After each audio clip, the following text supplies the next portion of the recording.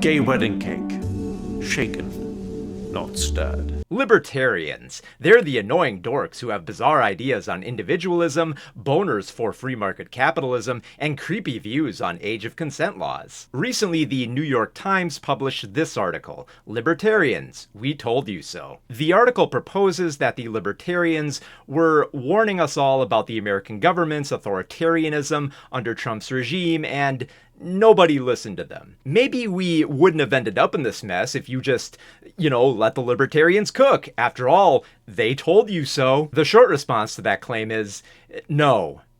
No, you didn't. The longer response is that libertarians have bolstered so much greed empowering capitalism and the erosion of diversity and equality that they have turned more people right than left. If you want to see how messed up libertarians really are, look no further than Reason, the libertarian news website. They cover many economic and political issues from a libertarian perspective. The website doesn't typically cover movies, but when they do, wow, it reveals the true depths of how obnoxious the libertarians can be. When I say that they're obnoxious, I don't just mean that because of their lack of political insight when it comes to analyzing movies. No, I mean that in the way that your conservative relatives will try to crack a joke about movies being too woke that will land with a silent thud. So let us see what Reason thinks about the recent Running Man remake with this article. The Running Man is a shallow, socialist action fantasy,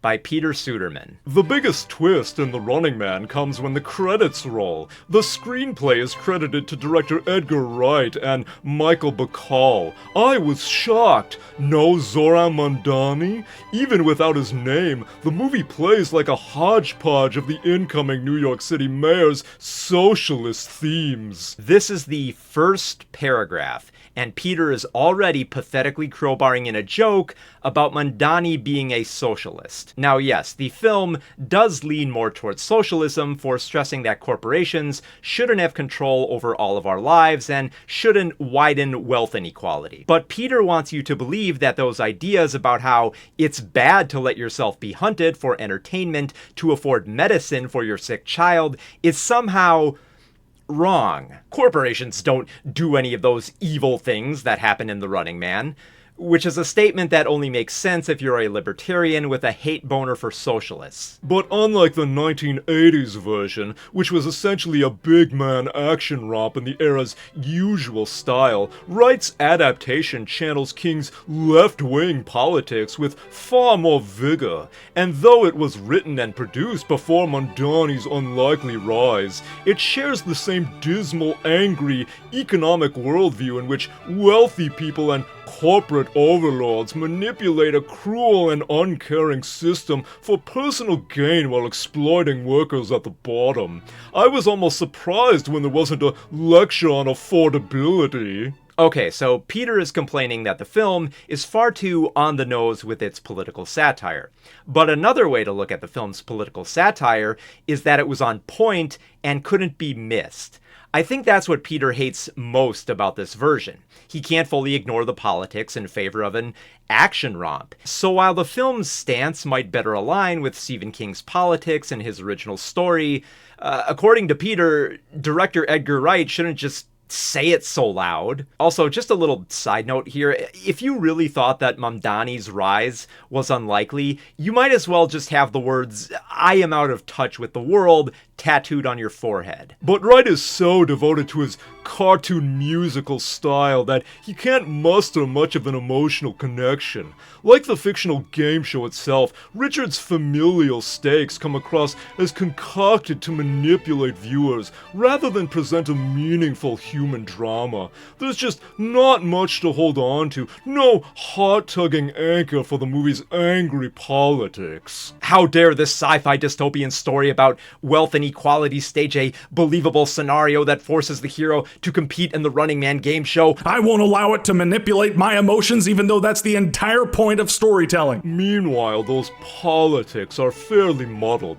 The single all-powerful network that runs the game show and the economy, and also turns out to be poisoning children, functions more like an authoritarian state than a wielder of private corporate power in a competitive market. When reviewing movies, there's a common saying: you critique the film you got, not the one you wanted. So it's very bizarre that Peter thought this latest adaptation of Stephen King's story would be the one that portrayed the evil network as a more innocent private company. It really speaks volumes about someone's lack of perception when they refuse to engage with a story where a corporation is the bad guy, as though that could never happen. Top-down social and economic control in which an all-powerful authority deploys gun-toting, uniformed enforcers to deprive people of freedom, individuality, and the right to earn a living? Turns out socialists don't like that much either. This is such a dumb closing paragraph.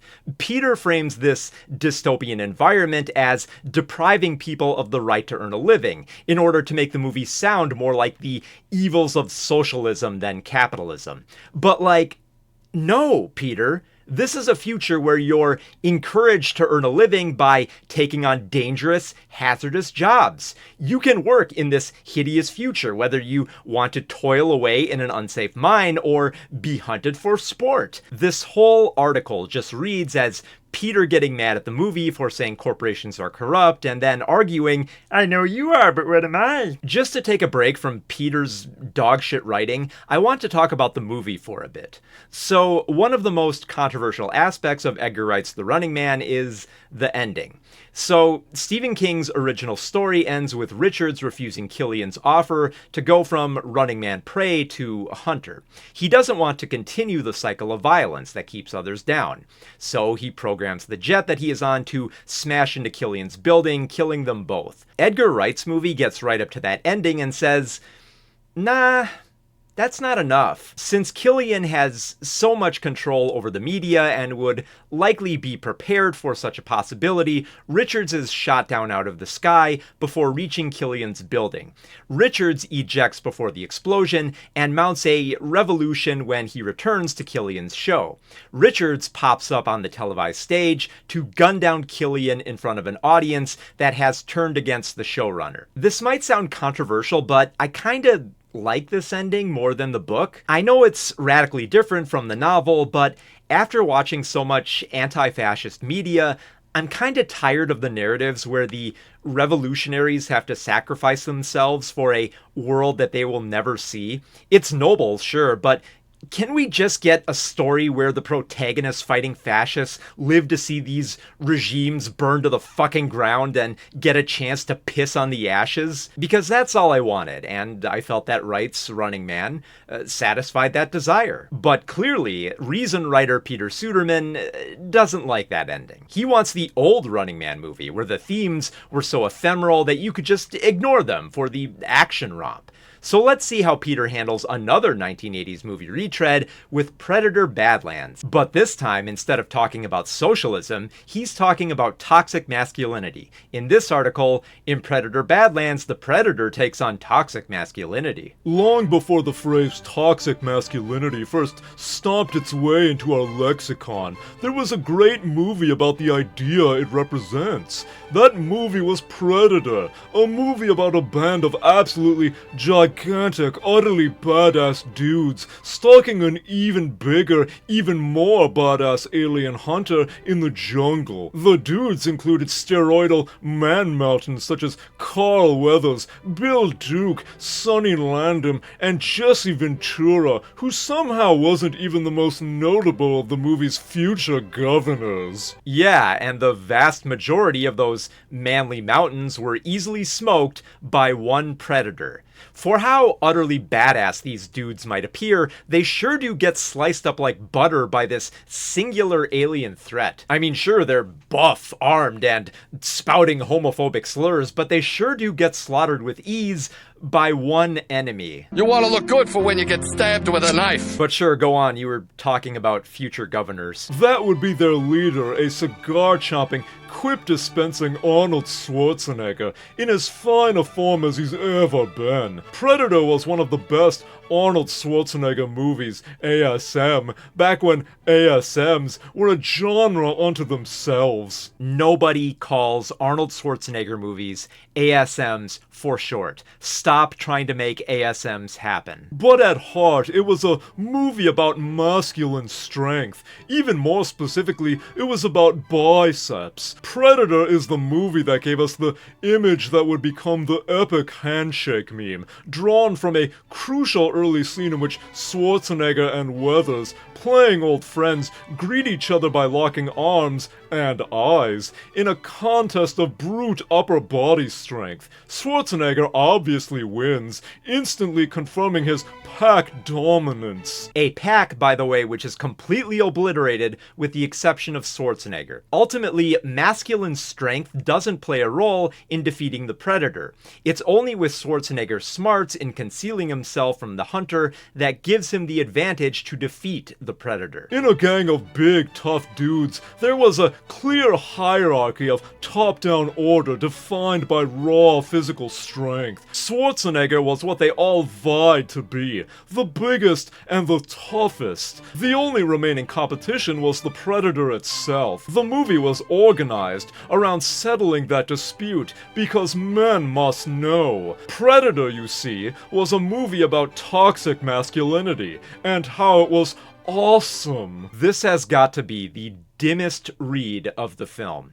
Being tough doesn't mean shit when you're facing down an enemy with technologically advanced camouflage and weaponry. I don't, in fact, want to be as toxically masculine as Jesse Ventura's character, who calls his teammates a homophobic slur and declares himself a sexual tyrannosaurus, only to be effortlessly defeated from a distance by the Predator. Arnold Schwarzenegger did not defeat the Predator because he was the toughest. He won that fight because he fought smarter, not harder. Jesse Ventura was armed with a goddamn minigun, and all the muscles and slurs couldn't save him from being killed by an unseen enemy. If you watched Predator and thought to yourself, wow, I want to end up just like Jesse Ventura's character, please re-examine your life. The latest installment, Predator Badlands, takes a different tact. This time, the protagonist is a young predator, a Yautja in the series' current lore, named Dek. He comes from a masculine honor culture that prioritizes physical dominance. Yautja prove themselves through their hunts,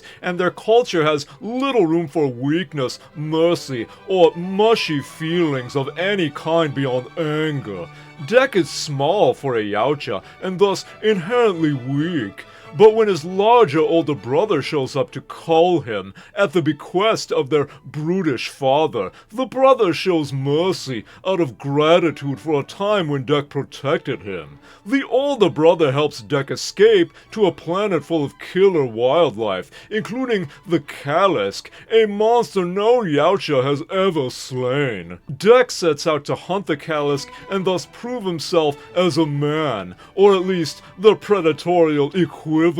Yes, and Dek learns that sacrificing yourself for an oppressive patriarch is dumb. That is why by the end of the film, he sides with Thea and Bud instead of his abusive and murderous father. He doesn't want to be a sexual tyrannosaurus because those creatures tend to end up extinct. Yes, this is a Predator movie about a sensitive young alien hunter who ends up in a sort of found family, synth mom, Yautja dad, cute alien monster kid, and learns to process his feelings. Men will literally hunt unkillable alien monsters on a murder planet instead of going to therapy. The hiking, the talking, the adoption of the cuddly little monster buddy, it's all in the service of learning how to grow up, process his feelings, reckon with his toxic culture, and rethink his difficult relationship with his brutish, overbearing dad. Hashtag not all predators, right? It might as well have been called Predator versus Toxic Masculinity. Yeah, I'm sure that line would have killed at some anti-woke stand-up comedy routine. But I mean, what's wrong with addressing toxic masculinity in this film? When men feel devalued because they don't live up to a societal standard, that's not good. That toxic masculinity is not awesome, as you put it. I'm not quite sure how to process my own feelings about this movie, which both thematically and literally defangs the creature that gave Schwarzenegger a run for his money in the 1980s, transforming the franchise into something more like a goofy Saturday morning cartoon.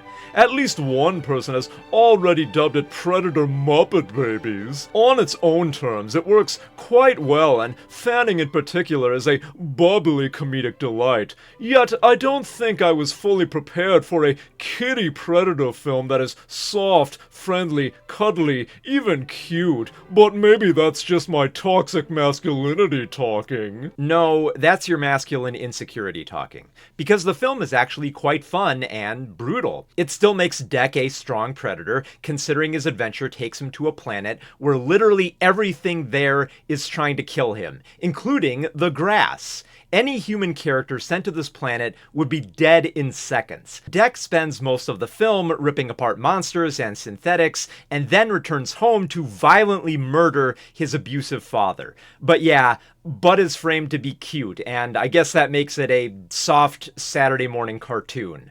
Apparently. Okay, but enough of these franchise films. Let's get serious as Peter talks about the Oscar-nominated film One Battle After Another with this article, One Battle After Another lets leftist radicals off the hook. If you're the betting type, you might as well put everything you've got on One Battle After Another to win big at this year's Oscars. That's not necessarily an endorsement, given the Academy Awards record of rewarding treacly, smug, politically convenient cringe cinema. Lock in and prepare yourself for the most cringy of Bill Maher-style movie reviews. It's going to get bumpy. One Battle After Another, despite some standout moments, is not one of Paul Thomas Anderson's best. The reason is that it caters precisely to the sort of self-satisfied, self-flattering liberalism that Hollywood likes to reward. I say this as someone who is at least partially sympathetic to one of the film's big political hobby horses, immigration. Okay, so you partially agree with the film's politics on immigration, but still think it's an annoying dose of liberalism. So, what's your problem with the picture? The problem is that Anderson can't really bring himself to reckon with the darkness and violence of his radical left heroes. The film's first 40 minutes show the French 75 bombing buildings, robbing banks, and leaving a body count in their wake. A body count in their wake? Really? You sure about that? Because I recently rewatched the film and didn't see any mention of the casualties. I saw bombings of banks that were empty and offices at night when presumably nobody was working. The many liberations of the immigration camps also stressed how the French 75 didn't kill the immigration officers, but rather tied them up. You know, the thing that turns on Lockjaw. One of their operations is even detailed to have a bomb go off at 7 p.m. when the working day is over and everybody has left. I bring this up because the one time that there is a confirmed kill by the French 75 is amid a bank robbery, and it's treated as horrifying, as though it wasn't supposed to happen. It's viewed as a fatal mistake that derails the entire movement. Now, I know that libertarians like you view corporations as people and probably count exploding banks as the loss of human life, but most people don't. But the film prefers to critique the French 75 as absurd and ineffectual rather than as the violent radicals they are. Later, when the film cuts to the present day, it diminishes the possibility of activist violence, casting incendiary acts as false flag operations by Lockjaw's forces. The film's most provocative idea, that Hills is selfish and drawn to radicalism for its kinky thrills, is left underexplored. The film portrays the French 75 as sympathetic, yet flawed. You know, like people instead of violent radicals who are never wrong. That way, they're not as easy for dopey libertarians like you to condemn so easily. Like I said, I'm at least partially sympathetic to the film's ideas, especially its worries about militarized immigration crackdowns. And there is a kind of temerity in depicting a leftist alliance against incipient fascism as populated by mockable doofuses. But one battle after another lets its violent leftists off the hook a little too easily. Whether or not Hollywood's tastemakers reward it for its softness and self-flattery, what's clear is that everyone involved is a little too sympathetic to the cause. Read the room, Peter. One Battle After Another is Paul Thomas Anderson's most successful film at the box office because it likely resonates with many people's current political mindset. Most Americans are sick and tired of a government that does nothing to hold fascists accountable. Most Americans are fed up with immigration enforcement that does more to harm American communities than any possible good. Most Americans hate the wealth disparity in capitalism that fails to provide basic needs for struggling Americans while enabling rich jerks to hoard all of the wealth. And most Americans are finding themselves growing more sympathetic to leftist causes. Maybe you're not sympathetic, Peter, but that's because you're a libertarian who defends billionaires. Which is exactly what senior editor Robbie Sove does in his review of Glass Onion, which he titles The Clumsy Anti-Muskism of Glass Onion. Hating tech billionaires is the current thing. Okay, so this is actually one of the shorter reviews on the website. Robbie gives a pretty light review, recapping the plot, listing the cast, and noting that it's more straightforward than Knives Out. He only briefly comments on how Miles Braun is a caricature of Elon Musk in the final paragraph. All that said, some viewers won't like this entry as much.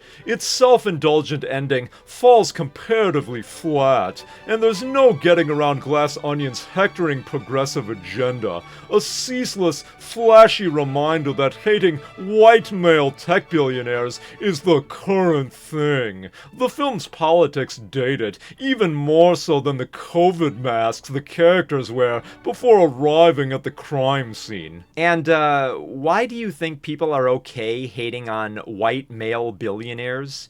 Do you think there's a reason for that? Maybe you should actually explore the topic further. If you're going to claim that a movie is clumsy with how it mocks Elon Musk, you kinda gotta bring more to the table than this. With what you wrote here, it sure does seem like a lazy defense of Musk to write off all that mockery as a fad. Okay, so these libertarian writers are pretty terrible at analyzing current films. So let's see if editor Jesse Walker does better with older films. In this article, New Movie Lists honor Gene Dealman and 2001 snub TikTok?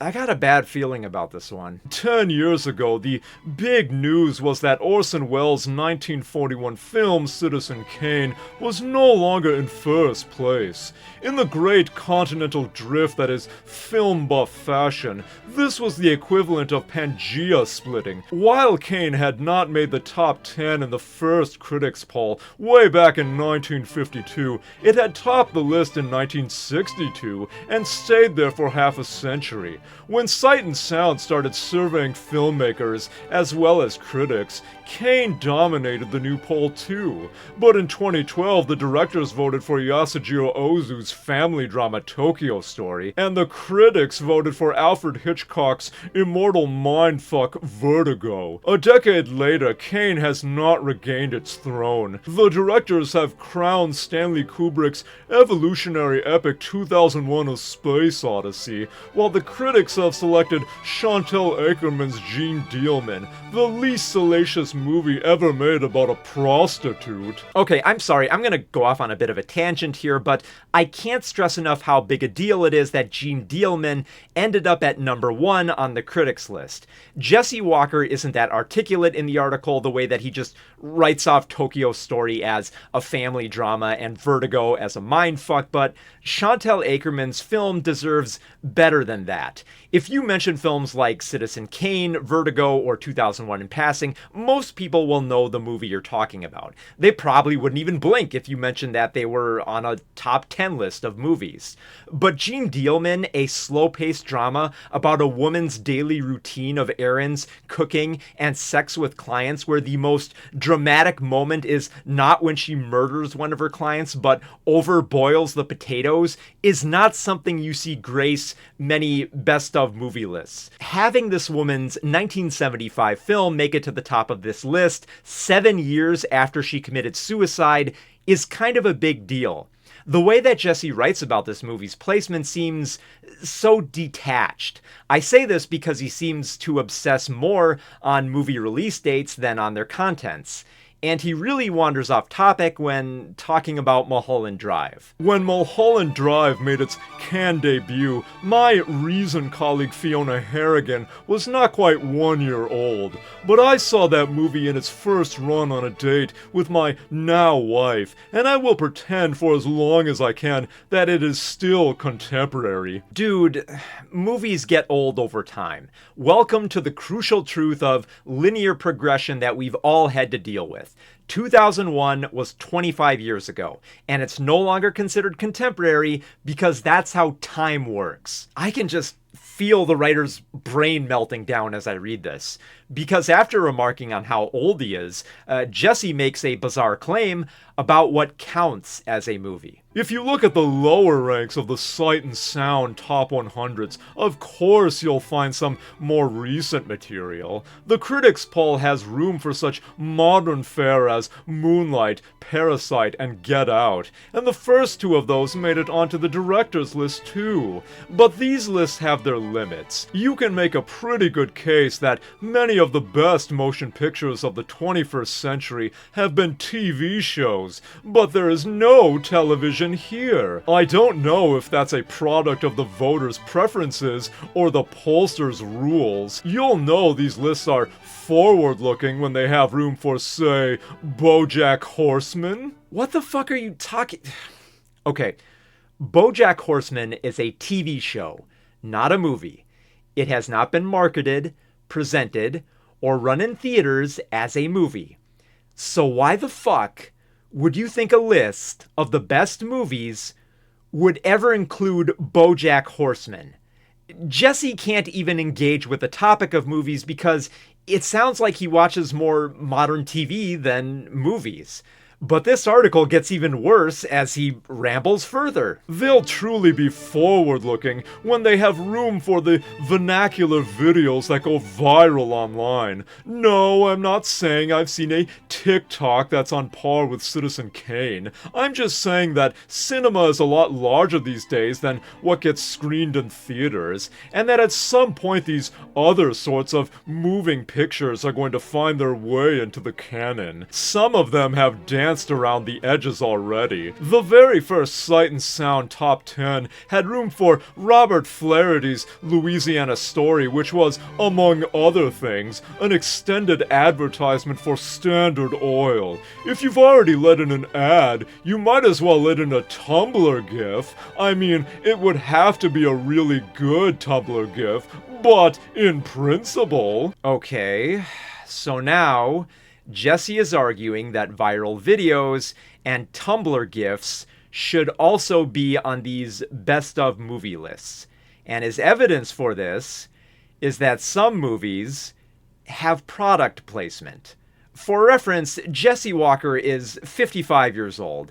This dude is in his 50s and arguing that TV shows and Tumblr GIFs should be allowed on these Sight and Sound's movie lists because they're popular. I can't believe what I'm reading here. I seriously think that Jesse has lost his marbles, especially when he writes a closing paragraph like this. In that spirit, the most contemporary feeling choice on these lists may be Maya Deren and Alexander Hamid's Meshes of the Afternoon, an experimental short that made it all the way up to number 16 on the critics list this year. It's not new at all. It came out in 1943 when it was my parents, not Fiona, who were not quite 1 year old. But its hypnagogic imagery has been an influence not just on art house directors like David Lynch, but on music videos and other creative ephemera. More than any other item on the list, it's easy to imagine a fragment of meshes flickering in a tweet, a Facebook status, or an Instagram story, lending its uncanniness to an internet that itself feels awfully uncanny already. But then again, Citizen Kane is pretty gifable too. I shouldn't neglect the old standbys. Jesse is comparing a highly influential short film that has had a lasting effect on avant-garde cinema to posts on social media. Jesse's brain has been thoroughly fried. I mean, he can't engage with the topic of movies, and his social media poisoned mind has led him to drift into talking about GIFs. I don't know if he's really that far gone, or if he thinks that this is the hip new way to talk about movies online, but this is a bad article. Don't be like Jesse, kids. Stay away from libertarianism. Because if you don't, you might end up making something as embarrassing as Libertarian James Bond,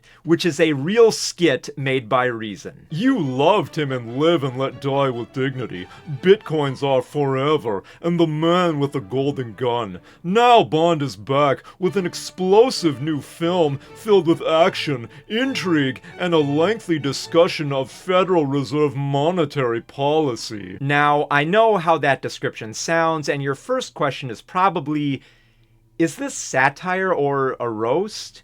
If this video were not produced by Reason, you'd be forgiven for thinking that it was making fun of libertarians. But it's not. It's more like when Christians make a pop culture parody, but for the sake of retooling it to reflect their beliefs. You know, that cringy shit they do, like forcing scripture into mainstream rap music. If you're still not sure what I mean, just watch how Libertarian James Bond acts in this parody of Goldfinger. What a waste. Of perfectly good gold. It's easily transferable, it's fungible, not difficult to assay, a hedge against inflation. It doesn't spoil, it's malleable, can be made into microchips or coinage or jewelry. And then Nixon took us off the gold standard. He's the true villain here. You know, you're quite a good listener. Usually people get bored when I talk about gold. Yeah, it's that kind of parody. The kind of jokes that only libertarians would find funny. Raw milk, shaken, not stirred. Gay wedding cake, shaken, not stirred. 2 fingers of LSD, shaken, not stirred. I'll have a bacon-wrapped hot dog, shaken, not stirred. I'll have a ginger ale and ayahuasca, shaken, not stirred. 1 infant. Just hand it to me. I feel like I need some libertarian decoder ring just to get these jokes, let alone find them funny. Sometimes, though, there are recognizable gags. There's a closing bit where the villain is clearly portrayed as Jeff Bezos for having flown into space aboard Blue Origin's New Shepard rocket in 2021. The launch occurred as Amazon employees were fighting for better working conditions and the company refusing to meet them. But because this James Bond is a libertarian, he agrees with the villain. Well, Mr. Bond, it's time I leave you. I have a date with a rocket ship. To blow up the moon? Just to float about for a bit as a tourist, it sounds really fun. Using hard-earned taxpayer dollars? No, I'm using my money. Money you stole? No, I provided goods and services on the internet during a pandemic. I created a great amount of value for many people, all across the globe. Sorry. How is that evil? I don't know. I just said I was going to space and everyone on Twitter got very angry. Well, travel safe. Thank you! Okay, yep, that's enough of that shit. Are you starting to see why people find libertarians so annoying? And finally, there's this video on Hollywood's demonization of individualism by John Stossel. Now, if you're an old fart like Uncle Mark here, that name probably sounds familiar. That's because John Stossel was formerly a contributor on ABC News and Fox News. Nowadays, he makes his own online videos on various economic and political issues. And they're so bad that when organizations fact-checked his bogus claims, he tried to sue them. And lost. You want something? Go get it. Go get it. That's a line from The Pursuit of Happiness, a movie that says, if you work hard and push through tough times, you can achieve your dreams. But Chris's hard work isn't rewarded until much later in the story. He has to endure a 6-month unpaid internship, and he struggles for money and ends up homeless. Sure, Chris ends up as a wealthy stockbroker, but he has to go through hell to get there. The film frames this as a heroic endeavor, and it seems kind of gross to stress that you should just pull yourself up by your bootstraps. It's no wonder the film has been noted by National Review as one of the best conservative movies ever made, specifically because it doesn't demonize greed. Don't worry about being homeless and working an unpaid job, the film argues. Just keep working, and you'll be as successful as Chris Gardner someday. Lots of movies make this point. We libertarians believe individuals do best when people are able to pursue their own dreams. But they'd be able to better pursue those dreams if they didn't have as many economic worries. Worries like homelessness, healthcare, childcare, and food. How can your dreams be pursued when you're terrified about not being able to eat? Some libertarians might argue that this hunger will motivate you to pursue your dreams more effectively. But as a non-libertarian, I think the people who say this should eat shit. Ours is a nation where the individual's right to pursue happiness is written into its foundational document. Attorney Tim Sandifer writes about that in a new book, You Don't Own Me. The title comes from the famous song from the 1960s by Leslie Gore saying, I'm in charge of my own desires, dreams. I'm responsible for my own self. But the song isn't about freedom. It's about women's empowerment and has been recognized as a feminist anthem since its release. It's kind of weird that you heard that song and thought it was mostly talking about individualism. As for Timothy's book, it was published by libertarianism.org, and I couldn't find any reviews online. There was only one review I found under the book's Amazon listing, where the user Terrence Lewis gave it 5 stars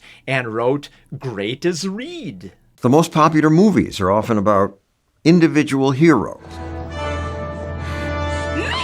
American audiences are in love with individualism, in love with heroes who accomplish their dreams. Sure, American audiences love characters who make their dreams come true, but oftentimes they succeed not because of the capitalist system, but in spite of it. Stossel plays a clip from Legally Blonde, a film in which Reese Witherspoon goes from a sorority girl to a lawyer. But as actual lawyers have pointed out, the film is highly inaccurate in its depiction of a legal career. It's inspirational, sure, but it still exists as a fantasy for the laws it has to bend to make the hero's journey possible. You have the responsibility to direct your own life. Well, that's kind of obvious. It should be, but unfortunately, a lot of people ignore this and they say, well, you're responsible for other people, or that other people must be responsible for you. Each of us is responsible for our own decisions and our own lives. But some of us are responsible for other people. Parents are responsible for their children's well-being, and teachers are responsible for educating their students. We also rely on others in our lives. We rely on insurance to cover accidents, and the FDA to ensure our food doesn't contain lethal doses. Not all of us have the necessary time and capital to cover every expense or make our own food that we know won't kill us. It's unreasonable to assume under a free market capitalist structure that individuals should be expected to do all this. The original Wizard of Oz is this very optimistic, joyful film about somebody who always had the strength within her to accomplish her dreams. Late in the movie, Dorothy realizes You've always had the power to go back to Kansas. But Dorothy doesn't discover this fact about how she can return home. She literally has to have it spelled out for her by Glinda. If Glinda hadn't told Dorothy, she would have never found a way back home. It doesn't sound like she learned a lesson about individualism when her own ride home required somebody else to inform her about her magical shoe transportation. Hollywood very often is trying to propagandize to us about the evils of individualism. Wicked, the recent retelling of The Wizard of Oz, focuses on the Wicked Witch, Elphaba, who is a victim because she's green. Her dream is not to do anything, build a life, win the big fight. Elphaba wants to work with the wizard, the ultimate honor in Oz, and she wants a chance to make a difference. It's the whole reason she even attends Shiz University in the first place. She makes that clear early in the film. Her dream is to be accepted. Which is very different from a film in which the character wants to accomplish something. But we already covered this. She wants to work with the wizard. She wants to prove herself. Her goal is to go to the Emerald City and meet the wizard. Perhaps these old farts should watch the goddamn movie instead of placing these idiotic libertarian reads on the film that come off as illiterate. Elphaba rejects the wizard's offer of a seat by his side. She just wants him to help society. No. My heart's desire is for you to help the animals. We should not pursue our own dreams and our own future, and instead should try and curtail our own behavior for the benefit of society. But why shouldn't Elphaba help the animals? She befriended her goat teacher who faces discrimination, and she promised that she would fight for the freedom of talking animals. She wants to make the world a less discriminatory place. Is that really so bad because it's not an individualist goal? It sure doesn't seem fair to the animals who have their freedom denied by Oz's corrupt government. And I thought you didn't like it when the government gets too involved in restricting your freedoms, John. So why are you ignoring it in Wicked? This message is magnified in this Wonder Woman sequel. The villain grants everyone wishes, but that puts the world in danger. To save us, Wonder Woman tells people, Renounce your wish if you want to save this world. Everyone on Earth sacrifices what they want for the benefit of others. We're taught that we should not want things, we should not desire or dream things, and that will save the world. But there's a good reason to renounce your wishes in that movie. Wonder Woman's wish is to revive Steve Trevor, her love interest from the first film. But for that to happen, Steve needs to possess the body of a stranger. Someone else's life is being robbed so that Diana can have the man that she wants. That's not only selfish, but also rape, considering she has sex with the stranger's body without his consent. I understand that libertarians are big fans of making your dreams come true, but Wonder Woman 1984 is not a good example of arguing that the wish-granting villain was right. It's not worth making your dreams come true if you have to toss an innocent person under the bus and take away their freedom. And if you think it is, maybe you should look deep within your soul and ask yourself why that sounds okay to you. Another recent film rejected by audiences is Strange World, about a society that relies on a power source called Pando. Hollywood, always eager to push climate change propaganda, has the heroes say, This world that we live on is a living thing, and Pando is killing it.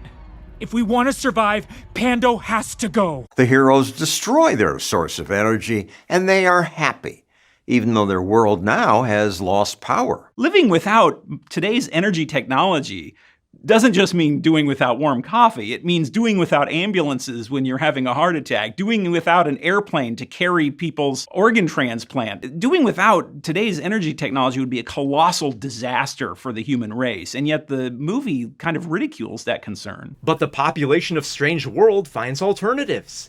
They learn to live in a more sustainable world. Sure, they won't have all the power for their spaceships and automated systems, but they also have a planet to live on. Without a planet, there wouldn't be any ambulances or airplanes, because we'd all be dead. And if there's one thing that people love more than ambulances and airplanes, it's being alive. When woke movies don't succeed, Hollywood often blames the audience. Before the new Charlie's Angels flopped, director Elizabeth Banks said, "If this movie doesn't make money, it's because men are sexist. Men don't go see women do action movies." I've been asked to go see movies starring men my entire life, and happily have done so. And I don't know why men don't return the f***ing favor. Elizabeth Banks is just wrong. Men like the original Charlie's Angels Very much series. so. That's right. But men didn't watch Charlie's Angels because of the action. They liked the sex appeal of the women who appeared in skimpy clothing. It's why the show was called Jiggle Television, based on how often the women would shake their boobs and butts at the screen.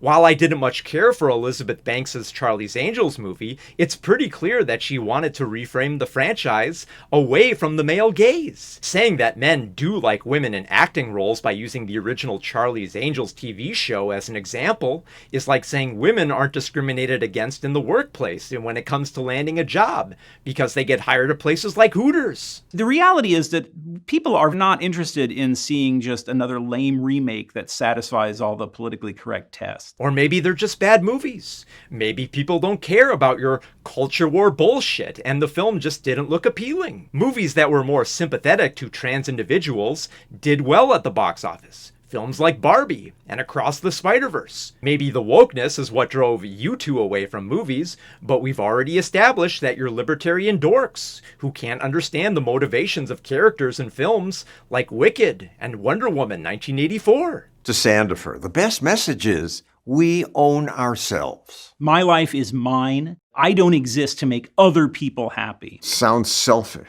Yeah, and in a sense it is. But it's not that surprising that libertarians are selfish. They love the works of Ayn Rand, who wrote The Virtue of Selfishness.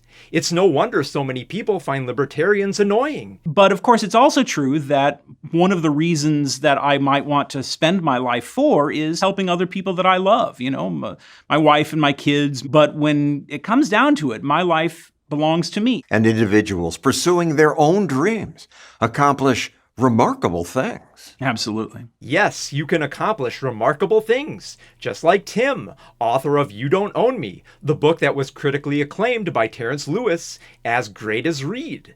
But did you catch the examples Stossel used for highlighting remarkable people? He highlighted Elon Musk and J.K. Rowling. They made a lot of money, but they're also deeply despised by the public. Rowling's anti-trans stance has led to many readers turning their backs on her work. Elon Musk gave Hitler salutes and became directly involved with the government, with his Department of Government Efficiency, which denied U.S. aid to countries and resulted in many deaths. He gets into public fights with Donald Trump and is so widely hated that judges can't even find an impartial jury.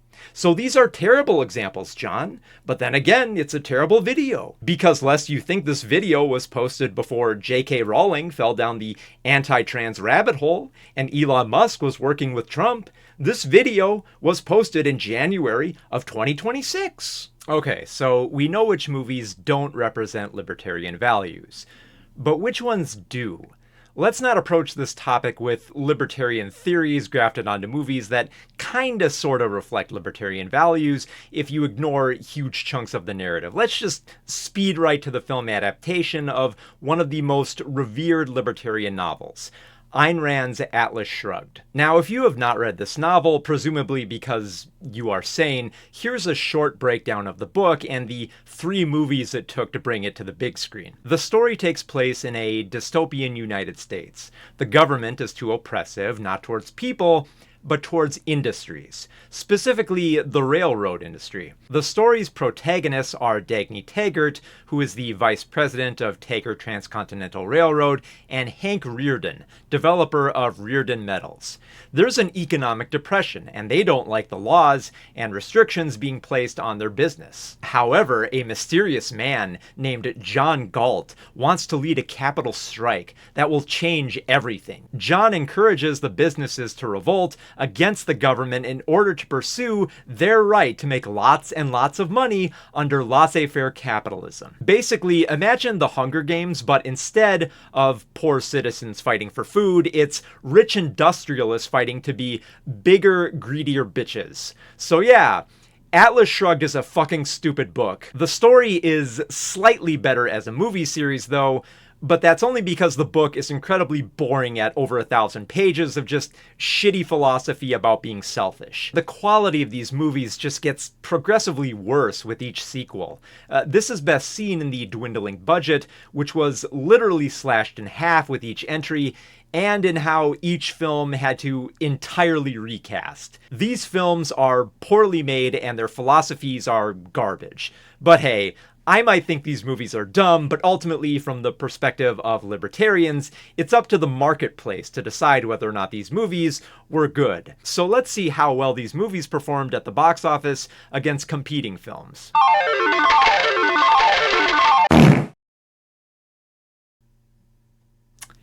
Yeah, I don't think people like those movies. One of the many reasons that libertarians are so bad at critiquing art is that they don't understand how it is in opposition to capitalism. Capitalism only values art for the profit it generates rather than for its intrinsic value. It's why movie studios will poop out sequels and remakes every year as their biggest moneymakers instead of backing more original films. Samey stuff sells, like a product instead of a means of expression. But the good movies, the ones that most consider their favorites, tend not to be recognized for their box office grosses. And it's usually because the expression in most of the revered films is more genuine than a made-to-order commercialized product. The movies we love reach us on some level and showcase something more fascinating than just being more of the same. Movies can be empathetic in that way, giving us a chance to see the world through different perspectives. Libertarians, at least the ones who wrote these abysmal articles for Reason, can't find that empathy because they only identify with movies that reflect their selfish values. They can't understand why audiences would appreciate a satire of billionaires and choose to just write it off as an attempt to be cool. They can't understand why a corporation would be the villain of a story, because that runs counter to their ideals of laissez-faire capitalism. They apparently can't understand jokes either, based on that horrible James Bond skit they filmed. Now, sure, there are movies that have kinds of libertarian values. Some have declared The Incredibles as a libertarian movie, in which the heroes strive for individualism against government forces that seek to impose pesky laws on their actions. But the heroes still help others and rely on others, including the government.